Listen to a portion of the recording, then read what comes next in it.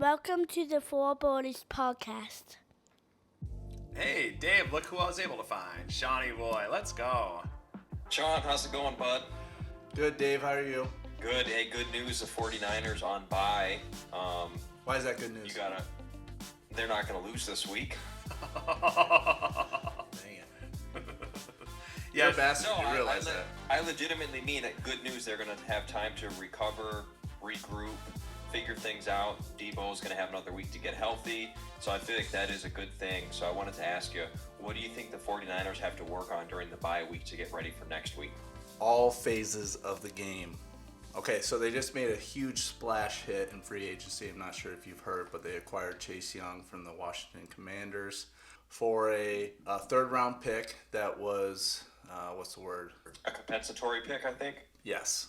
So it's almost like it's what we need opposite of Nick Bosa on the edge to get after the quarterback. They played with each other at Ohio State. I love the move because it's almost like a 9-game rental, and there's only nothing but upside with this pick because actually they only have to pay him $600,000. The Commanders are paying for his salary basically. So our defense needs to get back to the roots, head down, just get after the quarterback. And also our offense, they're not doing the job either. Purdy's playing okay, but I think we're definitely missing Debo and Trent Williams there on the left tackle position. It's affecting the run game big time.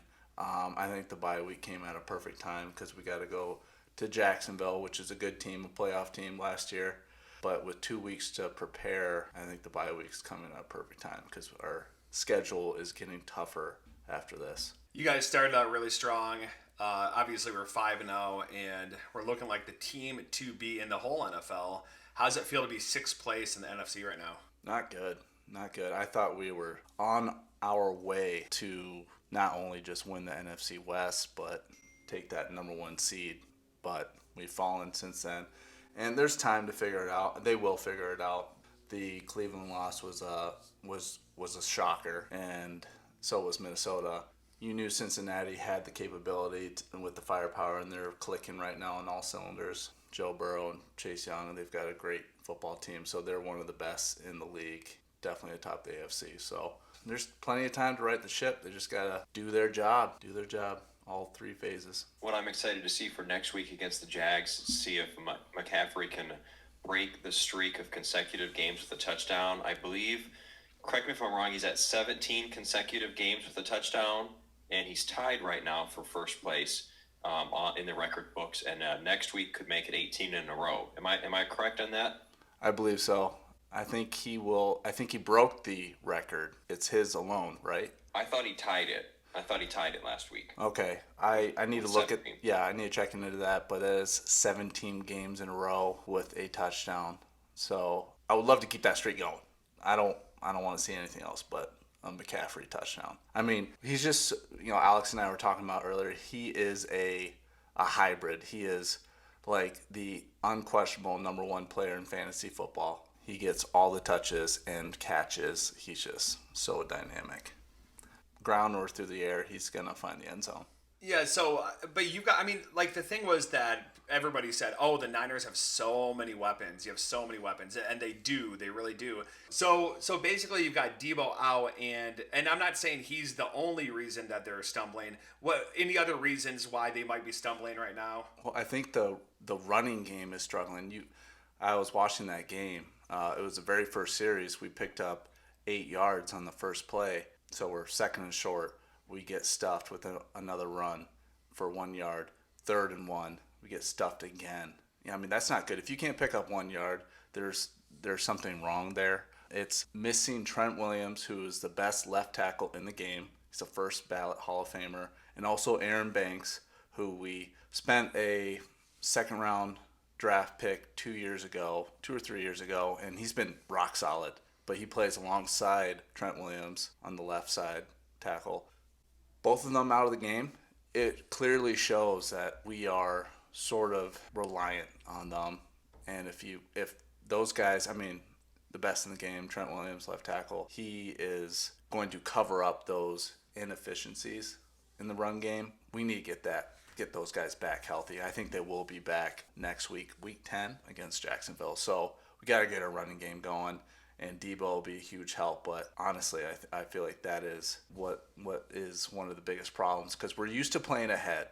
Brock Purdy's never had to, come from behind fourth quarter, and he's almost done it. We should have done it against Cleveland, missed 2 field goals.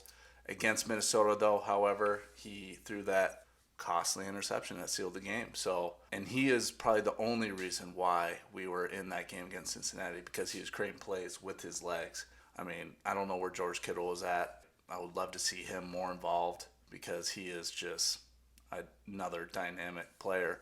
They use him a lot with the run game, blocking. He's the best blocking tight end in the league, but I also want to see him get in space more, because if you don't have Debo, you have Brandon Ayuk. I just want to see those guys clicking again. First 5 weeks I think we're a little spoiled, and it was almost like our Super Bowl game was against the Dallas Cowboys week 4 when we blew them out 42-10. Destroyed them. It's so funny when you talk about Kittle's Skittles being the best blocking tight end in the league, and maybe he is. I think Goddard's a pretty good blocking tight end as well. But, like 4 or 5 weeks ago, I was like always so reactionary. I was like, what about them? What about this? But now that the Lions have a better record than the 49ers, I'm like, not as defensive. It's weird. It's just weird how when you have a good team, then you just kind of block out some of that noise, Yeah. Yeah, I mean... Sean, I like your analysis on the 49ers. A lot of people have been saying that the offense was not doing well because of the lack of Deebo Samuel, but you brought up a good fact. Trent Williams, that's who that offense runs through. When exactly do you think he'll be back? Well, he is expected to be back next week. So this will be, he missed the last 2 games against Minnesota and Cincinnati. He got hurt during the Cleveland game in week 6. So hyperextended knee. It looked like someone fell into the side of his knee.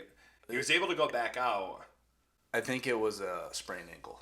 Oh, was it? Okay. Yeah, so, gotcha. But it was, luckily it wasn't too bad. And so they expect him to be back healthy, and hopefully Deebo Samuel. Yeah, I mean, once we get the guys back healthy, I think we'll see a new, well, hopefully the Niners getting back to form, and that's scoring 30-plus points a game. They're averaging that the first 5 weeks. And I want to see the defense just stop getting cute, stop being cute, and just get after the fucking quarterback. Excuse my French. I just want to see them. I mean, that's where we have multiple first-round draft picks on that D-line. We're just completely stacked. And went out and got Javon Hargrave, swooped him up from Philadelphia Eagles, which was, our biggest rival at the time. I think the NFC is still open, but Eagles are definitely the front runners with the number 1 seed. The Lions might have something to say about that, but yeah, I mean, it is open though. You're right. Yeah, I think if the Lions were to play the Eagles, they would get punched in the mouth. They played them last year. They lost by 3, so That's I think it's good. And they were playing what point of the season was that? It was the first game. First week 1. It was week 1. Yeah. Because I mean, they dominated last year, and that's a lot of the talk in the NFL is like, well, the Eagles have been winning, but they haven't been winning in the fashion that they were a year ago. So, but they still keep getting the job done. I think they're pretty stacked. AJ Brown is a killer. I might have had a reference to Cassie's team with that one. I was like, you gotta get this guy. He's sick, dude. He is good. He's a big boy. He's just big. He's like Debo. He's just like, he just trucks fools. Like, he's top and bottom, upper body, lower body. He's got more size than Debo, though. He's a little bit taller. Yeah. Question for you, Sean. How long will Chase Young be with the 49ers? Is it going to be a rental, or are they going to sign him to a longer-term deal? I think time will tell.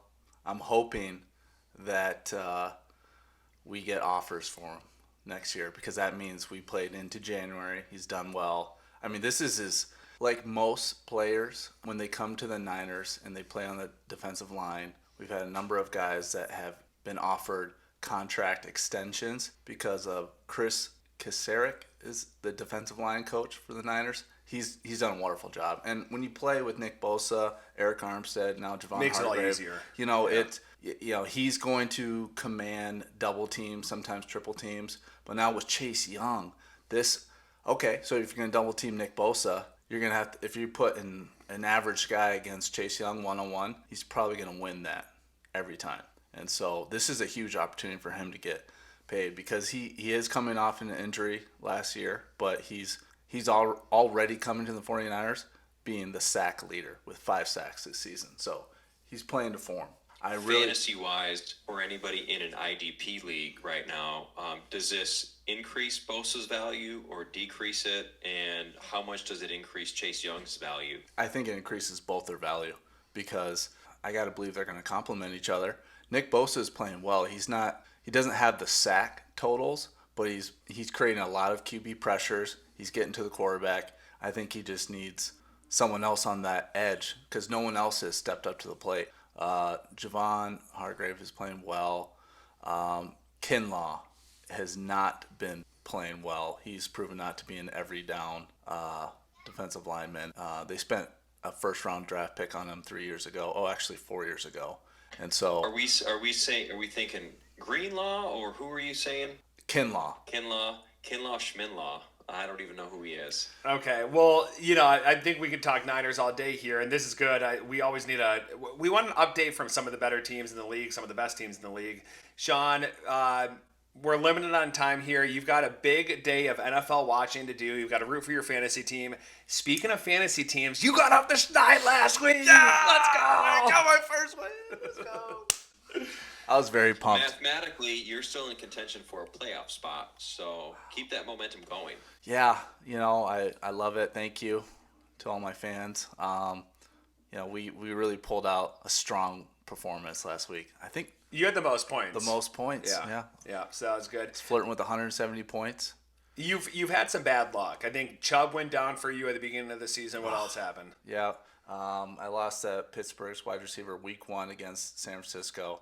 Deontay Johnson. He went off this week, so and you played him, right? I played him. Yeah, I started him, and my opponent had Derrick Henry, King Henry, some call him, and he outscored him too. So, but Henry went over his projections. I went 10 over mine. However, this week I'm not feeling so good. Unfortunately, it's a bye week because I have Brock Purdy, George Kittle, Brandon Ayuk. That's 3 players right there. Also, Cortland Sutton with the Denver Broncos. So.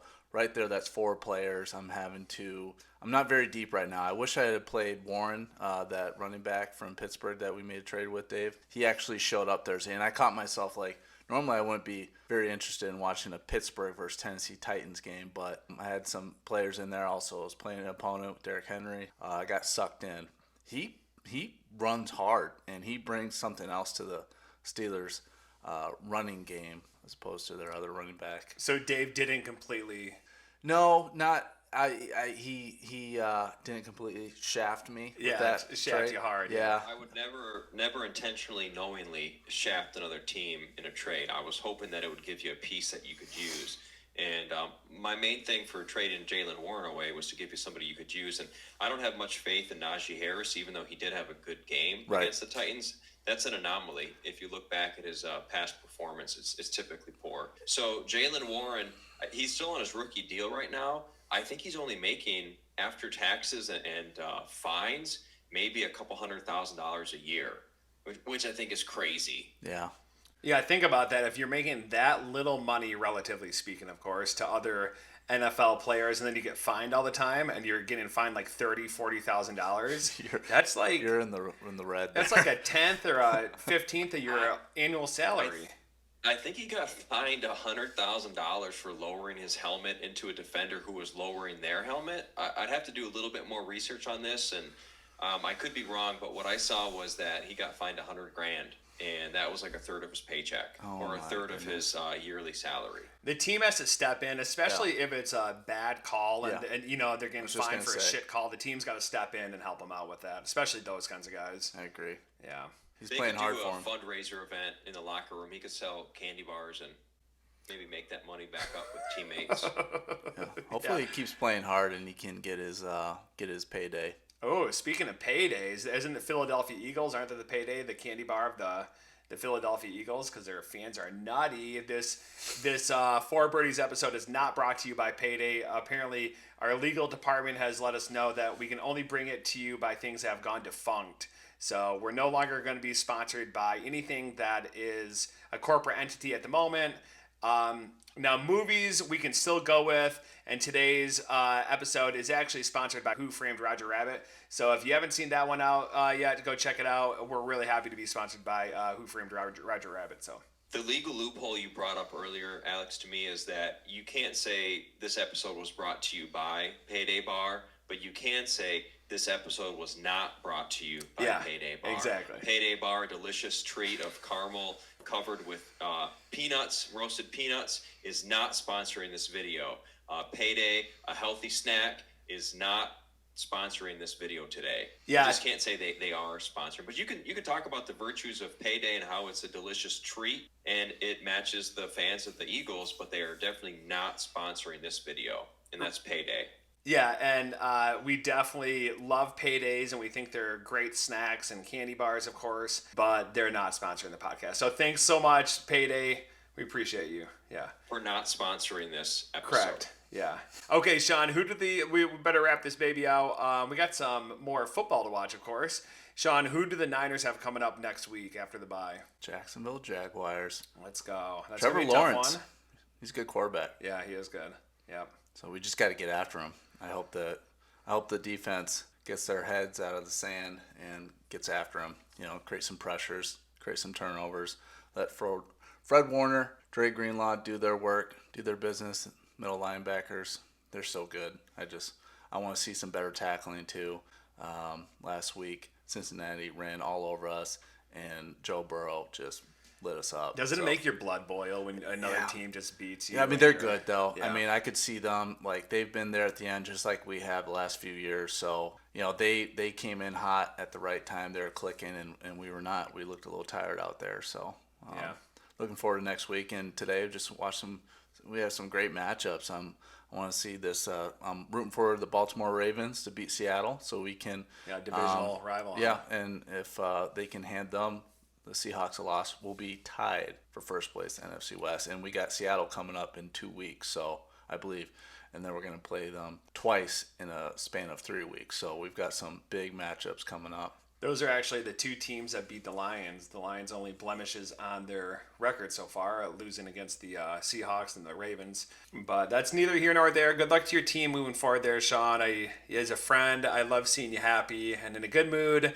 I know those losses really hit you hard, and it brings you down, much as it does to me as well. So good luck moving forward. Good luck to your fantasy team as well there, buddy. Thank you, Alex. Thank you, Dave. Appreciate it. I just want to point out one thing. Just to piggyback off what Alex said, I know we give you a hard time for how the 49ers have been performing. It's all in good fun. It's nothing personal. It's entertainment value. We do want the 49ers to do well. I've got a vested interest in the 49ers performing. I've got players on their team, so I want to root for them. We rib you a little bit. It's all good natured. It's all in good fun. It's from a place of love. Okay, I want you to know that. Now, Dave, you're right about that. That it is from a place of fun and love and all that stuff. But I don't want the Niners to do well. Let's just clarify that one thing. I want the Lions. I don't care if the Niners do well. I guess I just want the Lions to do better. So yeah, of course, that's how fandom goes, and you're always going to root for your team. But I don't want to cross any wires here. I don't want the pride of the den to get angry with me. Well, I hope that we're both there at the end of the season. Let's go. Okay, well, that wraps it out for this segment. Talk about the Niners here, and stay tuned for some more segments. We got some fun things on the horizon, so we'll see you next time on the Four Birdies podcast. Let's go!